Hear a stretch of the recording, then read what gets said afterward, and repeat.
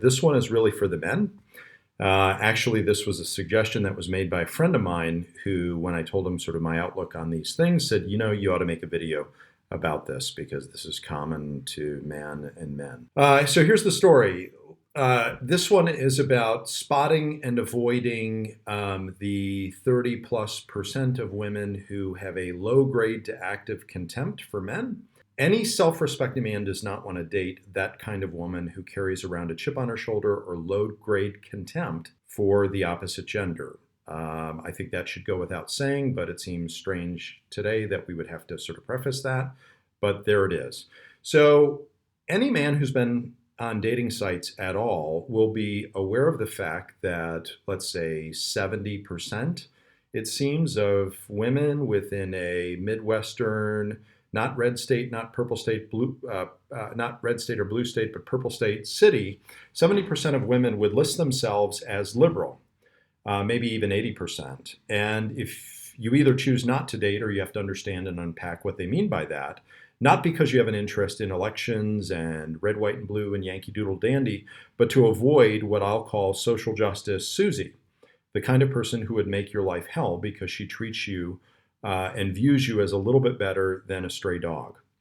In my experience, having gone out on a number of dates, let's say 20%, if you sort of break up college-educated women into sort of 4 categories, in my experience, and these are imprecise numbers, let's say 20% of women will be what I will call sort of the loving Lindas. I'm liberal because liberals are nice and conservatives are mean. Liberals love and conservatives judge. That's not a very robust understanding of what it means to be liberal or conservative, but 20% of women, when they say I'm liberal, that's what they mean. I'm loving, non-judgy, unlike those people who are just mean and buzzkills.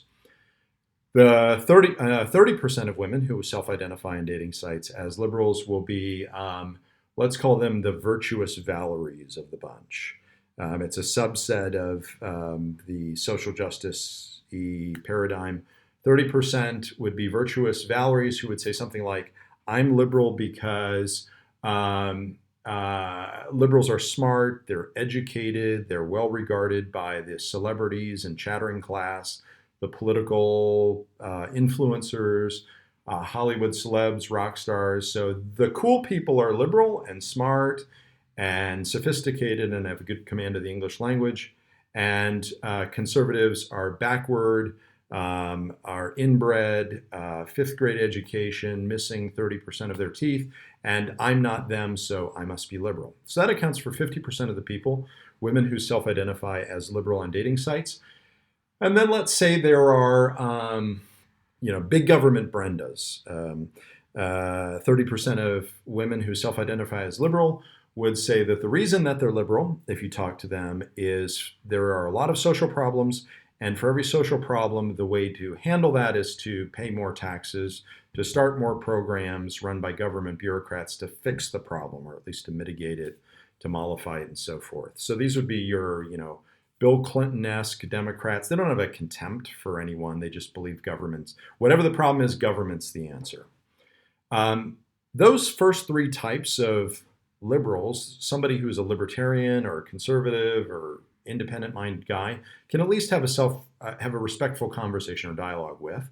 If they've had any sort of education in the university setting, they've been exposed to the ideas and notions that men have wronged them throughout history, that men have held them down, sought to oppress them. There are shades of and variations of truth in this, but a monolithic understanding of history that men have done women wrong and that there hasn't been wrongdoing and right doing on both sides of the fence.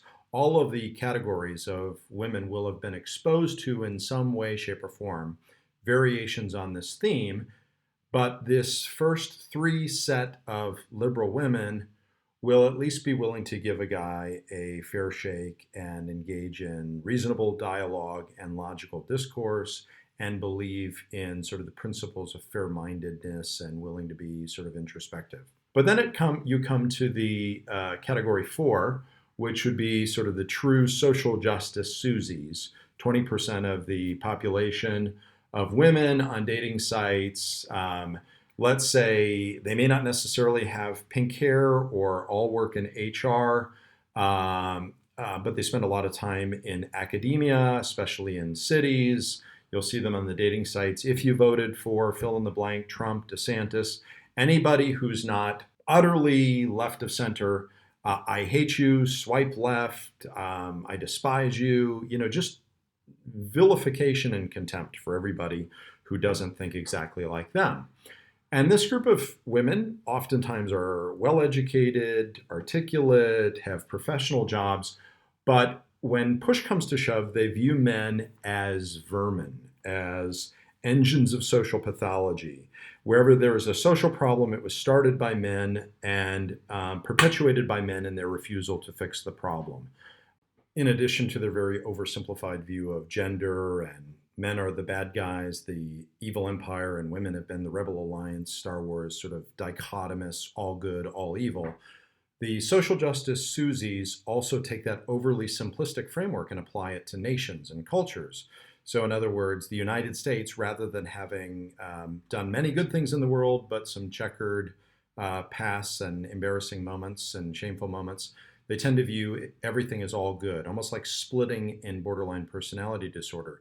The United States, according to a social justice Suzie, will view the United States as merely a history of racism, sexism, speciesism, oppression, and men were driving the car when all of these accidents and violations happen.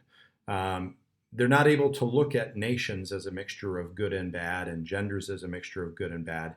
It's all good or all bad, splitting borderline personality style, much like what you would see on Star Wars. The Rebel Alliance is nothing but good, and the Empire is nothing but evil.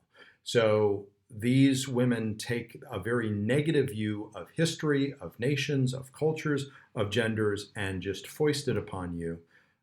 Which undergirds the way that they will interact with you if you have the nerve or lack of foresight to date them.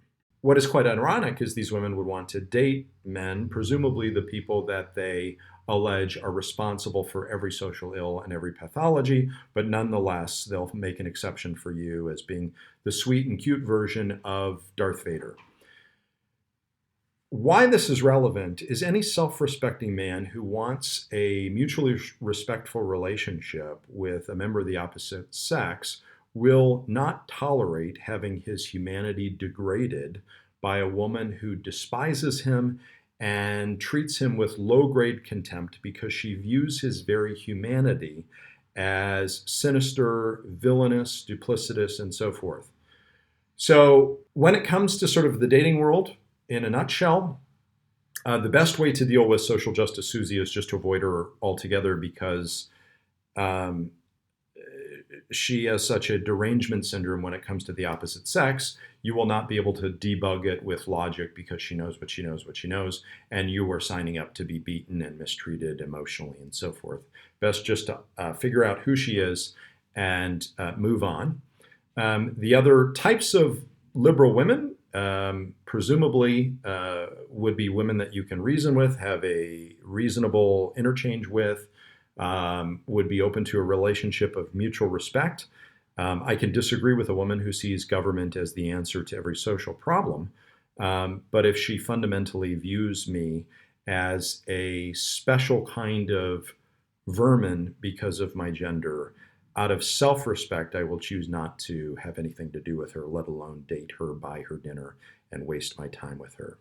Again, I view these as not political issues, but human rights issues, and no self-respecting person would choose to date somebody who would view them with utter contempt.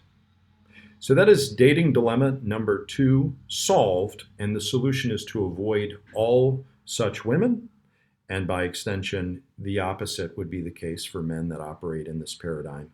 Avoid, shun, and identify those who fundamentally dehumanize you by their paradigm and religious commitment to a narrative that is degrading and not worthy of your time and or money. Dating dilemma number 2 solved.